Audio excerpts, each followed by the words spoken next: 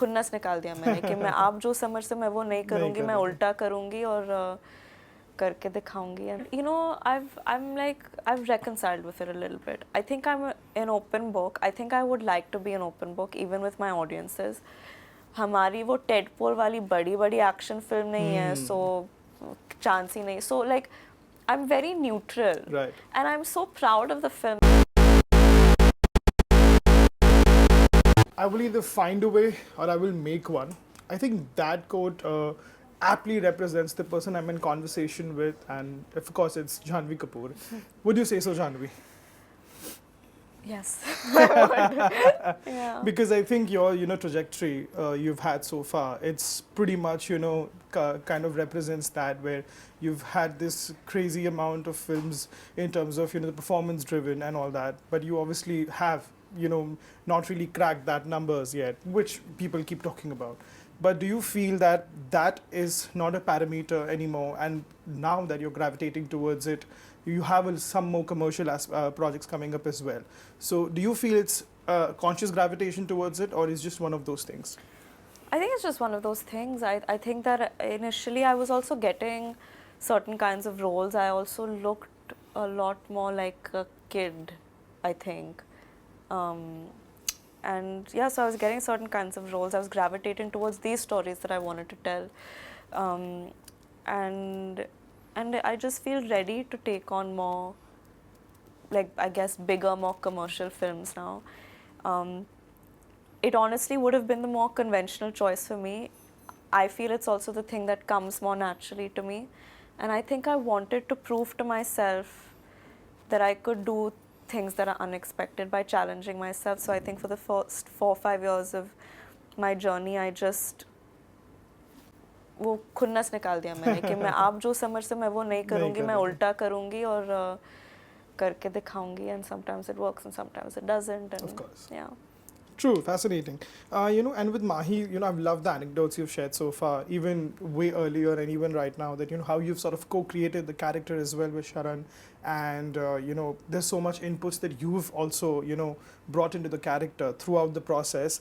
But for something so visceral, because I saw the trailer and I saw everything, I think it's very visceral, the character. There's just emotions as opposed to the mind being at work. Something so much that you've brought your inputs, but how much has Mahi affected you as a person? It was very cathartic for me, because I think Sharan and me have been quite close, and while he was writing the film, we would always talk about what it was like for me when I was in a certain situation, going through a certain phase in my life, and he would kind of take those anecdotes and integrate it into Mahima's life and her scenes and almost certain dialogues as well.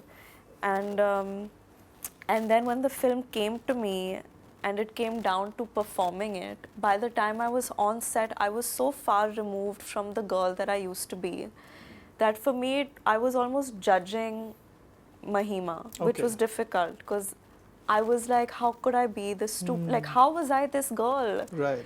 And so that was difficult for me to try to go back to that emotional space that I know that I was in, that I know that this character was based or derived from.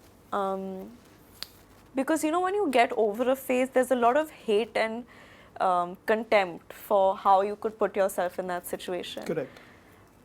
And so I was very blinded by that rage when I was performing the film. But then through the course of the performance, because of it even, I think it helped me heal in a lot of ways and understand myself. And now I'm at a point where I'm so happy that we've captured on celluloid the person that I was, I think, what my mindset was, and I used that experience to bring some truth to a character and a story that I care about a lot. Absolutely, that's true. And what's amazing is about we are now in very fickle times, I would say so, because the industry is rather fickle. Things are working out, but mostly things are not working out. And now we have something, a release lined up, which is like 15 days later. There is buzz, there is everything else. But I think everybody talk. And I think, you know, what's amazing is that I saw a couple of interviews where you mentioned that you actually really care about numbers because, yeah, you make, you know, these charts and everything, which is so amazing because, of course, you do. You're a part of it. So you obviously do. No, and I want that box office validation. Of course, exactly. So right now with, you know, Mahi up, what is the kind of, I'm not asking you a number, but what are the kind of expectations that you have? You know, it's so weird. I really want people to go and watch the film. That means a lot to me. But the expectation aspect of it, I think I've been liberated from it a little bit because, like you said, anything is happening right now. You can't predict anything. Right. And so I don't know, I'm so confident about the film, but this anything can happen scenario has kept me from like expecting it to ye to matlab अच्छी film में तो चली, and it's also stopped me from being so defeatist के हमारी वो tadpole वाली बड़ी action film नहीं है, so चांस ही नहीं. So like I'm very neutral, right, and I'm so proud of the film that we have made. Correct. That I think regardless of whether it gets its due now or not, whether it gets instant validation or not, 10, 15, 20 years down the line, I will still be very proud of this film. And I'm so happy I have it in my filmography. Absolutely, absolutely. Just one more thing to round up. And I think the most fascinating thing about you and your film journey, as well as all the interviews and conversations you've been a part of, is that how scrutinized you feel, you know, because that's the kind of vibe that I got in the best way.